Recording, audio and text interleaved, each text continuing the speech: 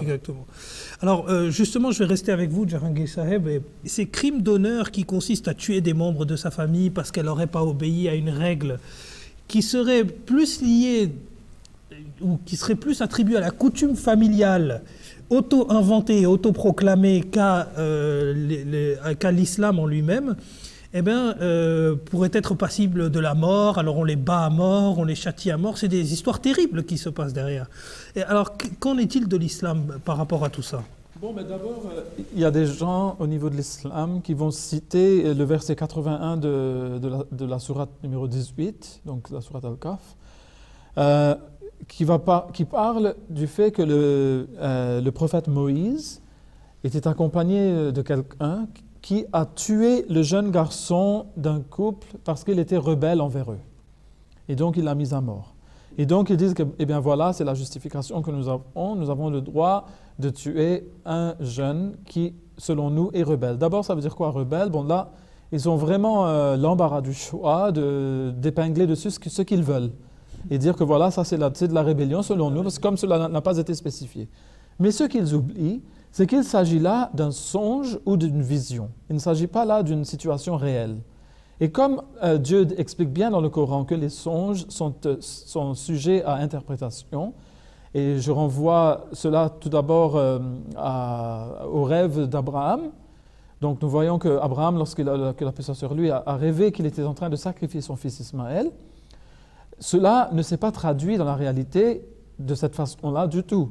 Tout d'abord, il a symbolisé ce rêve, ce sacrifice par le sacrifice d'un bélier, mais outre cela, le véritable sacrifice, c'était de laisser son fils Ismaël et sa mère, Agar, dans le désert de Paran, en Arabie, car il devait être là-bas pour que quelqu'un naisse de sa semence, plus tard, qui serait le sauveur de l'humanité, le prophète Mohammed sallallahu alayhi wa sallam.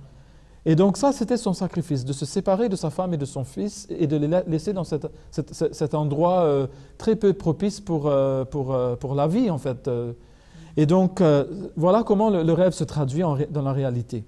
Et puis, nous avons le rêve, par exemple, du roi d'Égypte à l'époque de Joseph, où il voit des vaches maigres et des vaches grasses, et puis des épis de maïs pleins, etc., et puis des épis de maïs desséchés. Et cela, il en appelle à Joseph pour interpréter ce rêve. Donc, les rêves, les songes sont sujets à interprétation. Donc ici, on ne peut pas dire que ce qu'on a vu dans un songe, on doit le répéter dans la réalité. Donc, quand on comprend cela, on voit qu'en fait, en islam, il n'y a absolument aucun appel au crime d'honneur. Donc, on ne tue pas ni son fils ni sa fille parce qu'ils nous ont déshonorés. Cela n'a absolument rien à voir avec l'islam. Non. D'abord, cela relève de la loi du pays. S'il y a eu un crime vraiment commis, ce n'est pas au père du criminel ou de la mère du criminel ou de la criminelle de prendre la loi entre ses mains et d'administrer une punition qui est la punition finale, c'est la mise à mort. Hein? Et donc, cela est un crime en fait. Le faire, c'est un crime. Alors que ce qu'a fait le jeune ou la jeune fille pourrait être tout simplement qu'il ou elle est tombé amoureux, amoureuse de quelqu'un en dehors de la famille que la famille n'aime pas, dont ils n'approuvent pas. Et donc c'est ça le crime, et pour ça, ils doivent payer de leur vie. Donc là, on est en plein chaos. Et on est en porte-à-faux total. Oui, absolument. Donc l'islam ne préconise rien de tel, l'islam préconise le respect de la loi. D'accord, très bien. Jazakallah, Djahangir Saheb, c'est très clair. On va